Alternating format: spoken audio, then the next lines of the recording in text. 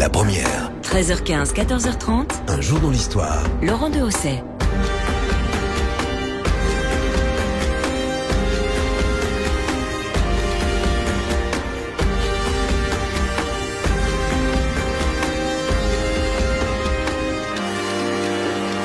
Nous sommes au milieu du VIe siècle, au cœur de l'Empire romain d'Orient, sous le règne de l'empereur Justinien. Procope de Césarée, qui est le secrétaire du général Bélisaire, qui fait œuvre d'historien, écrit dans son ouvrage Histoire secrète. Elle invitait tous ceux qu'elle rencontrait, surtout ceux qui étaient tout jeunes.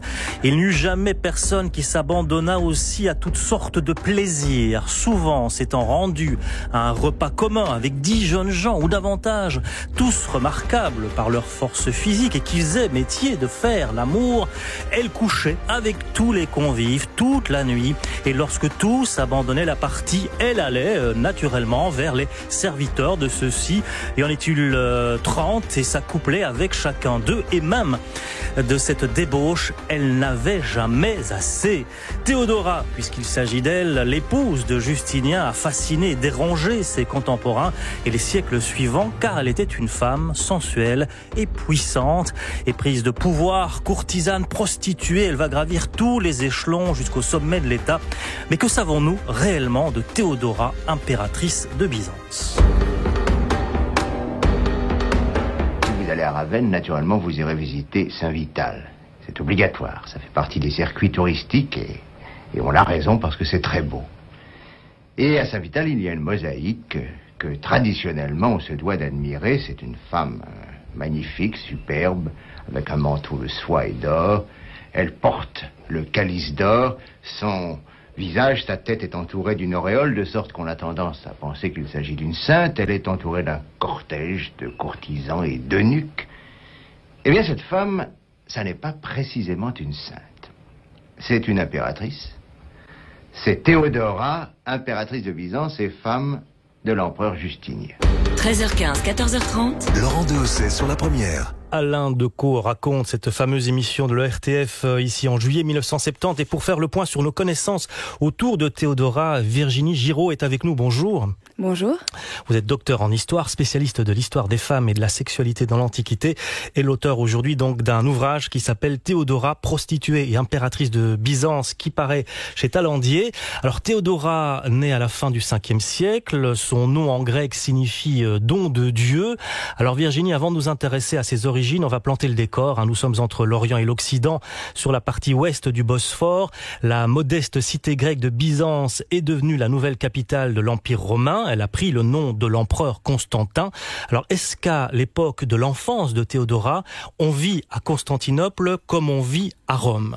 Alors c'est à peu près la même civilisation, comme vous l'avez dit, sauf qu'il y a une différence flagrante avec la Rome de l'Antiquité classique, c'est que Constantinople, Byzance, est une ville qui est chrétienne. Donc toutes les querelles religieuses qui s'y jouent ont une très grande importance sur le plan politique et l'empereur prend part à de grandes décisions religieuses. C'est-à-dire que la politique et la religion sont intimement liées, sont très étroitement mêlés. D'ailleurs, le pape est resté à Rome, donc qui était la grande ville de l'Empire romain d'Occident. Mais néanmoins, l'empereur qui se trouve à Constantinople et le pape gardent des rapports très étroits et défendent ensemble ce qu'ils considèrent être la vraie foi, c'est-à-dire la foi chalcédonienne, contre toutes les petites hérésies qui peuvent émerger à ce moment-là, surtout en Orient. Donc il faut imaginer que la religion est un outil politique, et de fait, chaque petit courant religieux va tenter de prendre le pouvoir et de faire du prosélytisme. Alors aujourd'hui, ça nous paraît être de toutes petites choses. On se dispute notamment sur la nature du Christ. Est-il un être humain avec une nature divine, ou sa nature divine a-t-elle absorber sa nature humaine, et tout cela nourrit d'immenses disputes entre les religieux qui ont un véritable impact sur la politique. Il en va de même en matière de sexualité. Chez les Romains, elle est vécue comme une pulsion de vie, un symbole de puissance vitale. À Constantinople, les choses changent considérablement. Ah oui, tout à fait, parce que les chrétiens ont en horreur la sexualité. Pour eux, tous les plaisirs du corps sont quelque chose qui relève de l'ordre de la souillure, qui coupe l'homme de sa spiritualité qui doit être tournée vers le divin. Et de fait, les chrétiens ont un petit problème avec la sexualité. Pour eux, c'est autorisé dans le cadre du mariage pour avoir des enfants, mais toutes les sexualités récréatives qui étaient encore tolérées dans un certain cadre chez les Romains vont être totalement supprimées dans l'esprit des Constantinopolitains de cette époque à cause de la morale chrétienne. Et même s'il y a toujours des prostituées à Constantinople, comme l'a été Théodora, elles sont assez mal perçues dès lors qu'elles assument leur métier, mais néanmoins, ils sont chrétiens et on peut leur pardonner si jamais on fait amende honorable.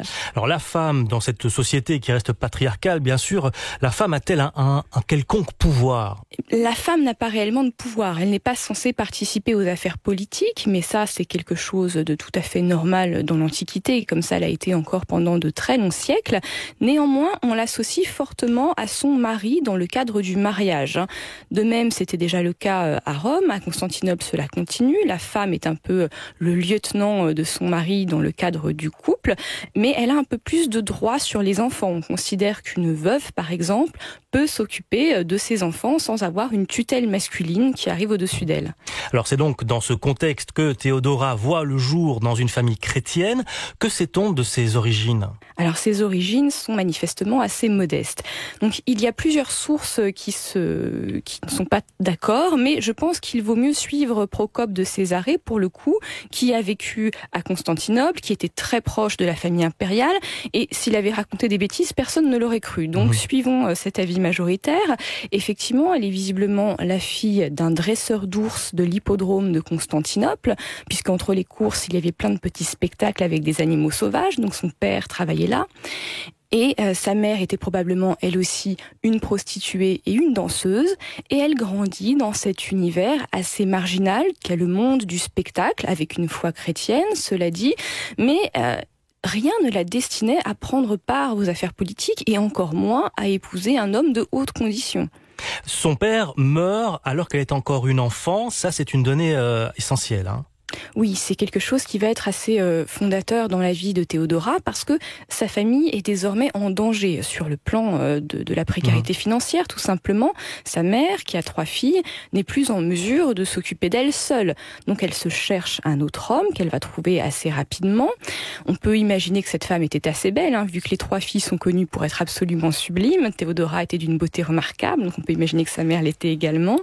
Et donc elle va trouver un autre homme, va tenter de placer cet homme à la place qu'occupait son époux dans l'hippodrome, donc en tant que dresseur d'ours, mais la faction des Vers, pour laquelle il travaille, refuse de prendre l'amant de la femme d'Akakios comme nouveau dresseur d'ours. Et là, la mère va faire un véritable coup de force.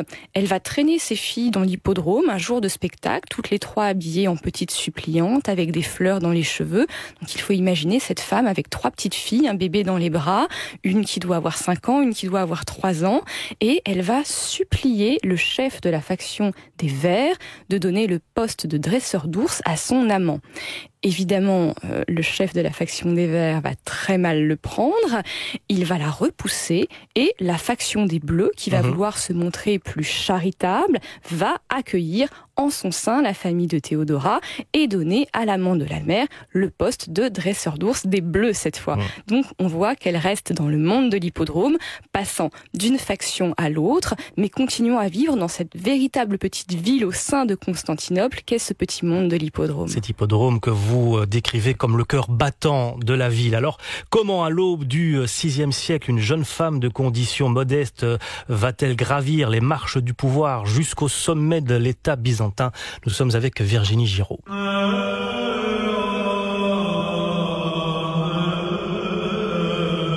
Les murs de Constantinople sont loin d'être fragiles.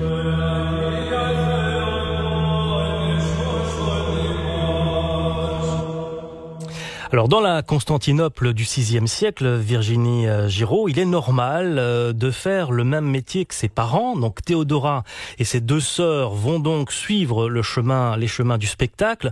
Ce qui semble avoir été une bénédiction pour Théodora, selon vous, cette appartenance au milieu du spectacle. Pourquoi ? Eh bien, je pense effectivement que cela a été une chance pour elle, tout simplement parce qu'elle a eu accès à une bonne forme d'éducation, ce qui était pas accessible pour la majorité des femmes de ce temps-là. Elle a dû apprendre à lire, à écrire, parce qu'évidemment, pour aller au théâtre, il faut pouvoir lire les textes, bien que ce n'était pas sa spécialité, elle a plutôt travaillé dans les mimes, mais elle acquiert une culture et ensuite elle va commencer sa carrière en étant la servante de sa sœur aînée, qu'elle va suivre dans les théâtres, qui est réputée pour ses talents, bonne danseuse, bonne chanteuse. Et ensuite, dès qu'elle est nubile, dès qu'elle a l'âge de 12 ans, elle rentre elle-même dans la profession. Et là, elle va s'illustrer en tant que mime, c'est-à-dire pas une comédienne de premier plan, mais une jeune fille très à l'aise dans son corps, très à l'aise pour jouer des situations assez bouffonnes, assez sexy, comme on dirait aujourd'hui, puisqu'on va retrouver la jeune Théodora dans des théâtres érotiques où elle va jouer notamment la possession de Leda. Donc il faut l'imaginer, jeune adolescente, gracile, très très séduisante, se déhancher nue sur scène, enfin juste avec un petit pagne autour des reins et entourée d'animaux. Donc on lui répand de l'orge sur le sexe et les oies vont venir picorer sur elle exactement pour mimer la possession de Leda. Donc c'est un spectacle assez transgressif pour l'époque. Alors, ce qu'imagine choque la bonne société de Constantinople. Alors oui, évidemment, il n'y a que les hommes qui viennent se pervertir un petit peu, qui vont voir ce genre de spectacle. La bonne société n'y allait pas, ou alors en cachette.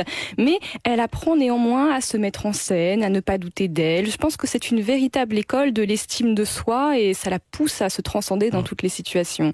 Alors une des raisons qui vont forger la réputation sulfureuse de Théodora, c'est ces spectacles dénudés, mais aussi ce que vous évoquiez il y a quelques secondes, son éducation.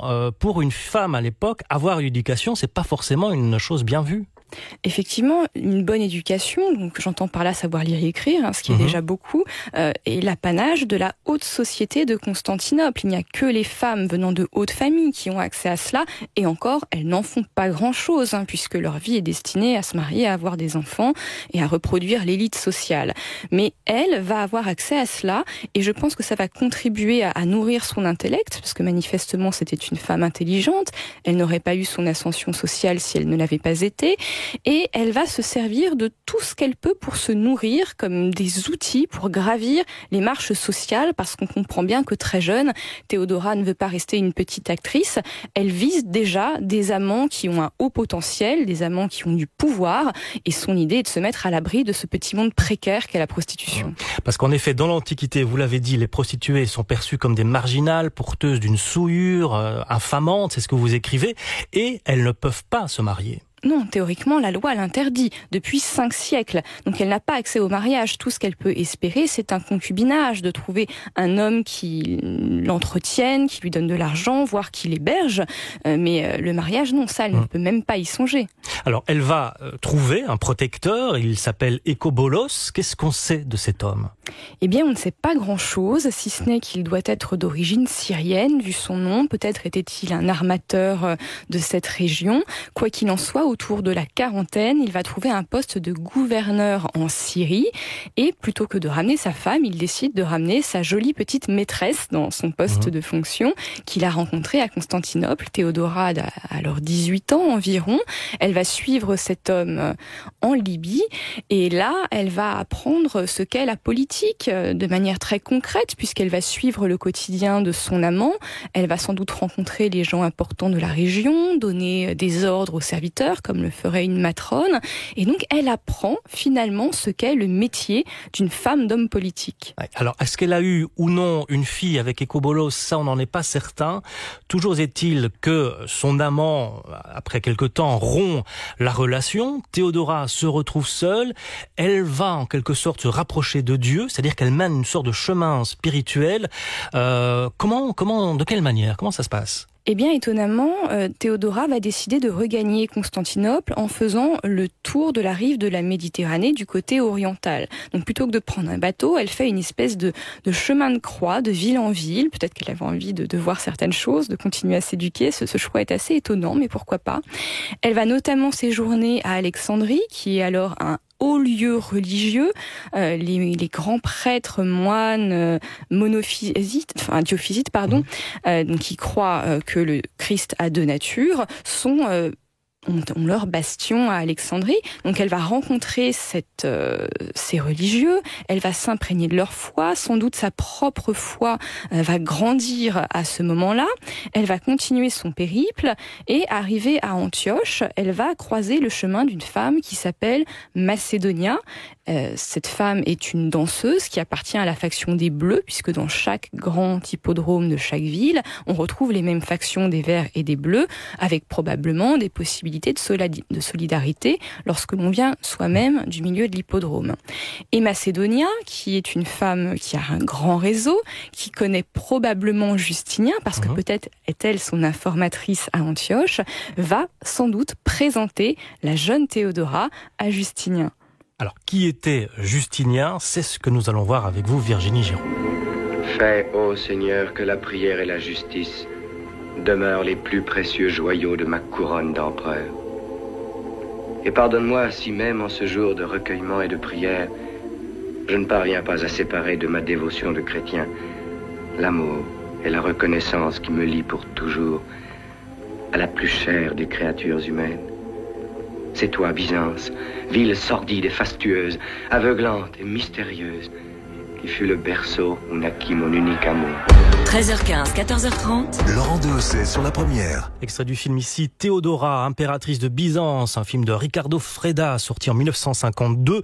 L'empereur Justinien déclare sa flamme à Théodora. Alors Justinien, futur empereur de l'Empire romain d'Orient, donc tombe sous le charme de Théodora. Il a environ le double de son âge. Lui aussi, Virginie Giraud, est extrait d'une condition modeste.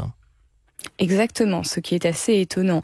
Donc, Justinien est né dans les Balkans, dans une famille de paysans. Rien ne le prédestinait lui aussi à devenir l'un des plus grands empereurs de Byzance, sauf qu'il a eu la chance d'avoir un oncle qui a fait une grande carrière militaire.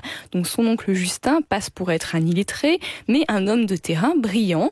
Et en ayant quitté ses Balkans natals assez jeune, il a progressé dans l'armée jusqu'à devenir le chef du corps de garde de l'empereur. Et lorsque l'empereur précédent est mort, Justin est devenu empereur à son tour. Et là, il a fait venir à Constantinople son petit-neveu, puisqu'il n'avait pas d'enfant, et il l'a élevé comme son héritier. Donc Justinien est arrivé à Constantinople à l'âge de 10 ans, il a reçu une excellente éducation et il était fait du coup pour devenir l'héritier du trône, tout en portant en lui cette espèce de stigmate de n'être pas un aristocrate, d'être un parvenu et d'être perçu comme tel par une bonne partie de l'aristocratie. Et c'est sans doute pour cela qu'il est tombé amoureux de Théodora, parce qu'elle-même gravissait les échelons sociaux, elle-même ne venait pas de l'aristocratie et ils avaient en commun, sans doute, cette rage de réussir qui les portait l'un vers l'autre. Alors, il décide donc d'épouser Théodora, vraisemblablement par amour, comme vous le disiez, mais quand même, ce n'est pas une chose évidente. Lui est appelé aux plus hautes fonctions, elle est toujours une courtisane. C'est difficile, j'imagine, à imposer à son entourage. Ça n'avait rien d'évident, effectivement. Elle aurait dû être sa concubine et les choses auraient dû s'arrêter là. Néanmoins, je pense qu'ils sont tous les deux très pieux et qu'ils ont envie de se marier, donc il va falloir trouver un moyen. Justinien va demander à son oncle Justin d'abroger cette très vieille loi qui datait de 5 siècles auparavant, sous Auguste, qui interdisait les prostituées de se marier. Et ça, c'est une sorte de coup d'état moral, hein. C'est la première fois que c'est possible dans l'histoire depuis très longtemps. Et de fait, Théodora va être lavée de sa souillure de prostituée parce qu'elle a demandé pardon à Dieu. Elle devient une femme respectable. On lui fait intégrer par décret l'aristocratie et désormais, elle peut se marier avec Justinien. Néanmoins, ce qui est très amusant, c'est que la femme de Justin, qui était elle aussi, une femme de basse extraction, s'opposait vraisemblablement à ce mariage et Justinien, par amour aussi pour sa tante, a décidé d'attendre qu'elle meure pour épouser Théodora. Ça veut dire que la solidarité féminine ne joue pas sur tous les plans. Étonnamment, elle ne jouait pas du tout là. Les deux femmes devaient se détester manifestement. Alors, est-ce que tout de suite, Théodora est associée à l'exercice du pouvoir ? Alors, tant que Justinien n'a pas pris officiellement la couronne, non, elle est tout à fait dans son ombre. Mais dès lors qu'il a succédé à son oncle, oui, ils apparaissent comme un couple aux pouvoir. Ils sont souvent représentés ensemble dans l'iconographie. Ils dédicacent très souvent les bâtiments qu'ils font construire avec leurs deux noms. D'ailleurs, c'est le cas à Ravenne, comme on a pu le voir dans l'extrait sonore que vous nous avez passé. On les voit tous les deux représentés autour de l'abside comme un couple au pouvoir. De toute façon, Dieu unit les hommes et les femmes, donc ils sont unis par Dieu. C'est normal de participer ensemble au pouvoir. Néanmoins, là où Théodora va révolutionner la cour, c'est qu'elle se fait saluer de la même manière que l'empereur. Et ça, c'est quelque chose d'inédit. Elle se considère comme l'égale de son mari et ensemble, ils vont réformer le rituel de cour. C'est ça qui est extraordinaire. Ils vont obliger les courtisans à se mettre à plat ventre devant eux pour les saluer. Donc il faut imaginer l'état dans lequel devaient se trouver les aristocrates de Constantinople. Peut-être même que certains étaient d'anciens clients de Théodora et qui arrivaient devant elle, cette ancienne prostituée, et qui se mettaient à plat ventre et qui lui embrassaient le bout de sa chaussure pour la saluer. Ouais. Amour, complicité, goût du pouvoir et ambition sans borne étaient les piliers de leur mariage. C'est ce que vous écrivez dans votre ouvrage. Alors, ils se sont retrouvés à la tête d'un empire où la contestation gronde. Les choses ne vont pas aisément. Oui, effectivement, Justinien est un empereur réformateur. Il a de grands rêves pour son empire. Il voudrait rétablir les frontières de l'empire romain tel qu'il était avant la chute de la partie occidentale. Donc, il a besoin d'argent. Et ce que font tous les chefs d'État lorsqu'ils ont besoin d'argent, ils augmentent les impôts. Et évidemment, ça génère beaucoup de mécontentement puisqu'il place à des postes stratégiques des hommes très durs qui vont appliquer ces lois et qui vont se faire détester. C'est le principe du prince de Machiavel avant la lettre. Et de fait, en 532, le peuple réuni dans l'hippodrome, qui est un petit condensé du monde social, se plaint de tout cela, des hauts fonctionnaires corrompus, de la hausse des impôts. Ils se plaignent, et Justinien refuse de céder. Il ne renverra pas ses fonctionnaires, il continuera à maintenir ses impôts, et les courses s'enchaînent. À chaque course, le peuple refait les mêmes revendications, et au bout d'un moment, les choses vont s'enflammer, le peuple va sortir dans les rues, va commencer à faire des esclandres, à se battre, à aller voir les fonctionnaires chez eux pour les en déloger. Ça se passe très mal et effectivement la police intervient et attrape plusieurs séditieux, les condamnant à mort, ce qui va enchaîner toute une série de problèmes politiques, mettre la ville à feu et à sang, jusqu'au moment où Théodora et Justinien vont être enfermés dans le palais impérial, littéralement assiégés par la foule. Et là, ils se demandent ce qu'ils vont faire. Il faut faire un choix, quitter Constantinople ou rester. Et là, elle va avoir... selon les historiens, notamment Procope, elle va avoir un discours tout à fait étonnant, Théodora. Et là, effectivement, Procope nous raconte, non pas dans l'Histoire secrète, qui est son livre d'anti-propagande sorti après la mort de Théodora, mais dans les livres de propagande officiels, donc validés par l'empereur et l'impératrice, il raconte que Théodora, enfermée avec les plus grands généraux de l'Empire et son mari dans le palais, va donner une véritable leçon de courage à ses hommes. Justinien est prêt à fuir, des bateaux l'attendent, mais elle refuse de partir. Elle s'est battue toute sa vie pour arriver au sommet de l'Empire et elle dit cette phrase tirée du théâtre classique grec que l'Empire sera un très beau linceul. Et elle donne une leçon de courage à ses hommes en leur disant qu'ils se comportent comme des couards et qu'il faut se battre. Donc c'est elle qui apparaît comme étant la force virile de ce couple. Un couple qui est uni autour d'un même principe, divisé pour mieux régner. Oui, je pense qu'ils se sont totalement entendus dans la politique sociale et religieuse. Ils se sont en quelque sorte divisé les problèmes, notamment religieux. Justinien était chalcédonien, donc il était totalement en accord avec la foi prônée par le pape à Rome.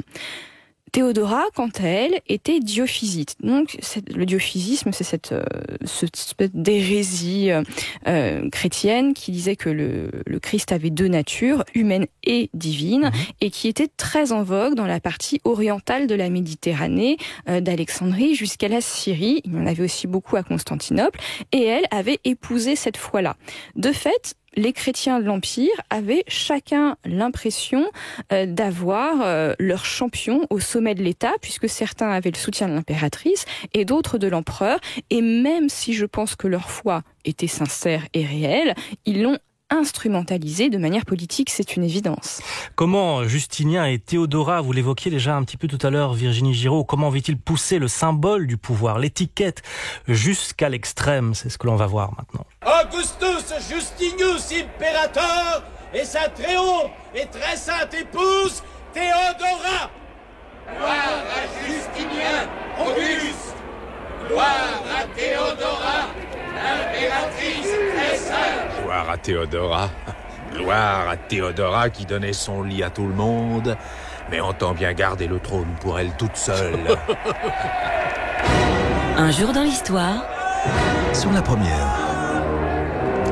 Une fiction radiophonique diffusée sur les ondes de France Inter en novembre 1968, Théodora, impératrice de Byzance. Alors Virginie Giraud, depuis le IVe siècle, c'est ce que vous nous rappelez dans votre ouvrage, hein, Théodora, la prostituée et impératrice de Byzance, depuis le IVe siècle, le rituel de cour autour de l'empereur n'a pas cessé de se rigidifier. Au départ, l'empereur n'est que le premier citoyen, c'est-à-dire le princeps, mais au fil du temps, il s'élève au-dessus de la masse du peuple et des nobles pour devenir un chef qui a une relation privilégiée avec le divin, qui est sa source de légitimité. Alors, Justinien et Théodora vont multiplier les codes. Ils vont notamment, au fond, éliminer ce qu'on appellerait aujourd'hui les corps intermédiaires, c'est ça ? Oui, effectivement, ce qui a été très favorable à leur politique, c'est l'aspect divin que prenait l'empereur. Il était le seul intermédiaire entre Dieu et tout le reste des sujets. Donc, leur idée, pour montrer leur supériorité, est dans quelque sorte d'aplanir les strates sociales qui se trouvaient sous l'empereur. Bien évidemment, il y a toujours des aristocrates et les gens du peuple, quelques esclaves qui restent encore, mais il y en a de moins en moins.